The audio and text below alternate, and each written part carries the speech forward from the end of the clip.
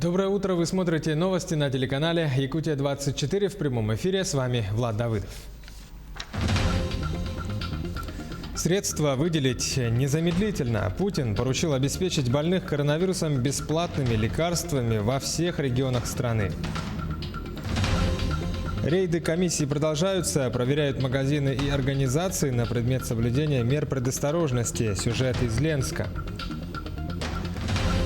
Копилось 12 лет. В Мирном ликвидировали несанкционированную свалку.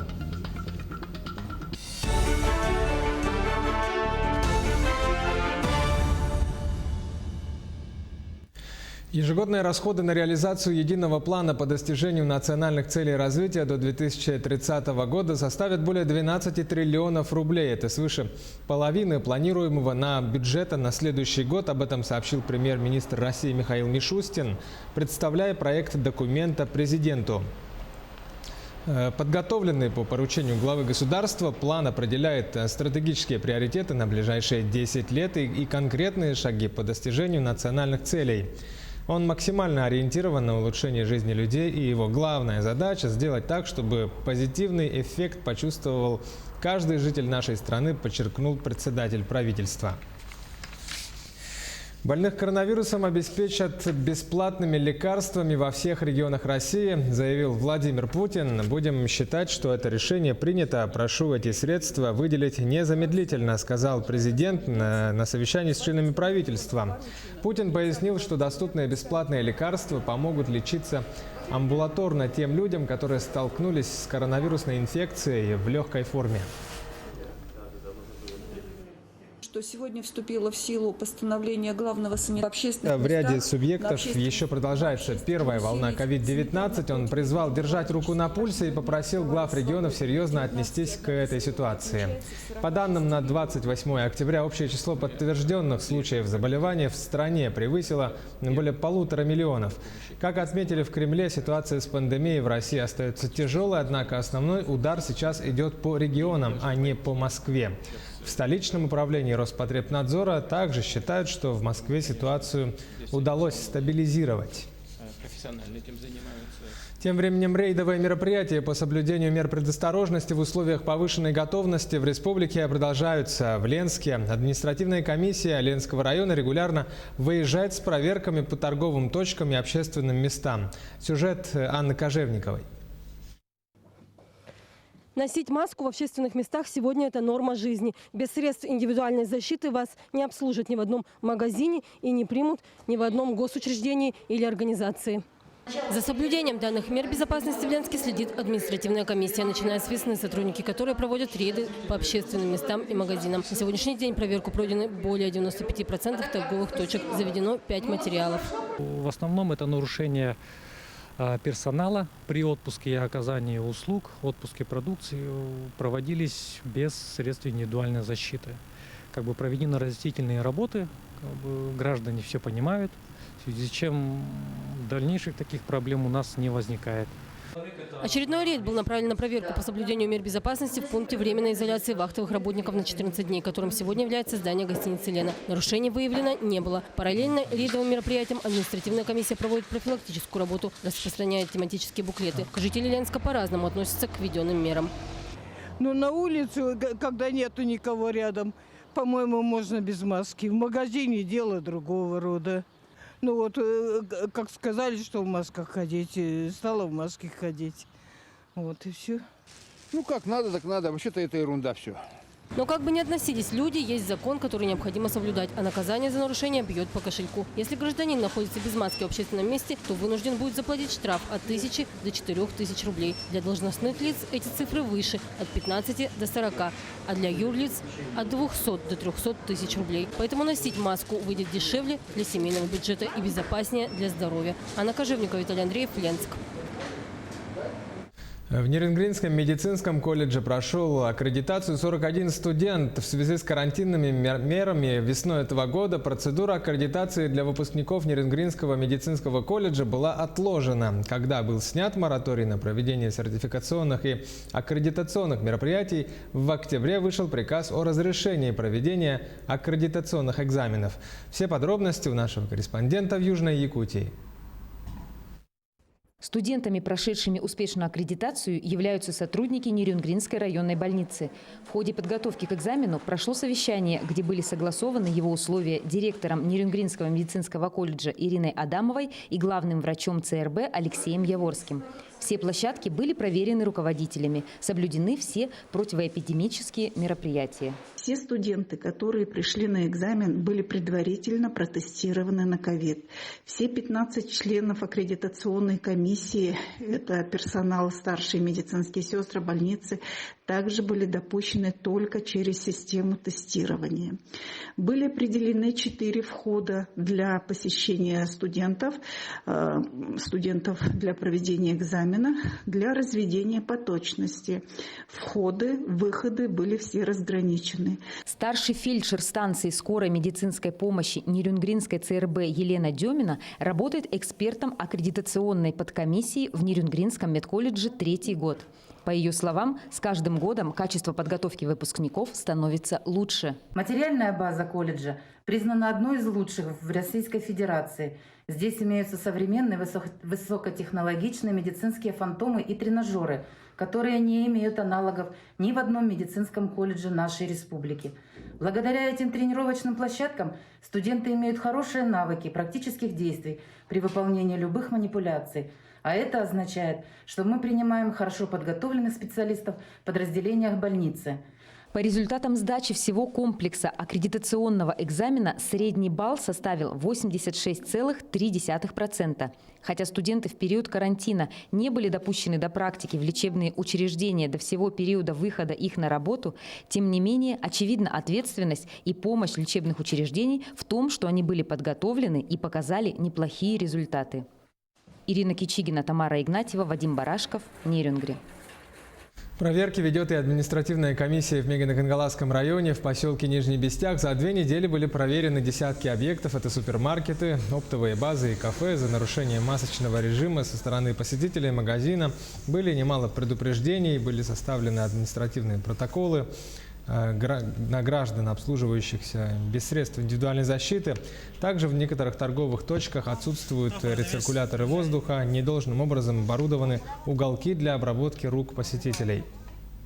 На данный момент с представителями оперативного штаба заполняется протокол за отсутствие маски в отношении продавца. И согласно статье 6.4 часть 2, административный штраф на граждан, в данном случае на продавцов. В редакцию нашего телеканала обратились жильцы дома по улице Кулаковского, 44 в Якутске, которые с июля этого года живут без газа. Люди возмущены тем, что подрядная организация «Якутская газовая компания» никак не может закончить в их доме замену изношенных газовых сетей в рамках региональной программы по капремонту многоквартирных домов. В связи с чем на протяжении нескольких месяцев жители 80 квартир лишены возможности полноценно готовить пищу и вынуждены пользоваться портативными электрическими плитками. При этом счета за электроэнергию выросли в среднем в 1,5 раза. Представители Якутской газовой компании обвиняют во всех бедах самих жильцов, которые не хотят предоставлять им доступ в свои квартиры и отказываются за свой счет восстанавливать испорченный ремонт, хотя собственники квартир утверждают обратное. Ввиду того, что сроки отодвинулись и дом уже не принят 2 раза, так как не все устранены неполадки, которые выявили контролирующие органы Саханнефтегазсбыт. Они им выдавали предписания, составляли акты, но, увы, до сих пор ничего не устранено, и дом стоит без газа. Жильцы по возможности им помогали, предоставляли доступ, оказывали помощь в содействии того, чтобы соседи давали доступ. Многие нарушали свои, так сказать, отпускные дни, приезжали, давали им доступ, но ввиду того, что Якутская газовая компания набрала несколько домов, и всего на нашем доме 80 квартир работало 6 человек. Из 6 человек 2 студентов. В Мирном ликвидировали несанкционированную свалку, груду мусора. Жители алмазной столицы складировали на протяжении 12 лет. О том, как утилизировать хлам, при этом улучшить экологическую ситуацию в районе и даже получить из этого прибыль. Об этом сюжет Марферины Алексеевой. Численность автотранспорта в городе стремительно растет, а во дворах и парковках свободное место занимают ржавеющие машины. В этом году более 200 бесхозных автомобильных кузовов были вывезены с Мирнинского района. Такое же количество кузовов планируют утилизировать и в следующем году. Вывозим на базу утилизации.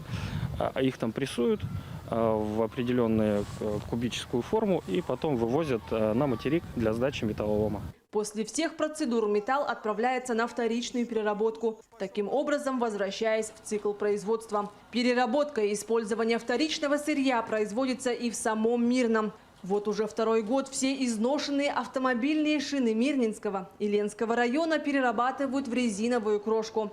Из крошки изготавливают покрытие придомовых территорий, стадионов, а также спортивных и детских площадок для всего Вилюйского региона. Вывозим со всех территорий района, и в том числе Ленского района, с территорий производственных баз Сауроса. Также недропользователи выходят на нас, РНГ. Тоже заключаем договора, тоже увозим у них отработанные шины. Естественно, это улучшает экологическую обстановку. 6500 кубов бытовых отходов было собрано с несанкционированных свалок города. В этом году была ликвидирована самая большая незарегистрированная свалка города. Их выявить не так-то просто, это надо потратить столько времени, чтобы их выявить. Нерадивые так предприниматели, опять же их назову, они все это в лес свозили. И так, когда ты едешь, просто дороги сильно не видно. А потом уже, когда это начало наполняться уже прямо на дороге, вот в том году мы это заметили, в этом году начали вывозить. Там, получается, мы одну большую свалку убрали и вот вновь выявили примерно около 2000 кубов в том же районе. Работа по сбору и утилизации свалок, автомобильных кузовов и шин продолжается. Сегодня предприятие жилищного хозяйства заключает договора с шиномонтажными города. А на очищенных от свалок территориях помещаются информационные таблички.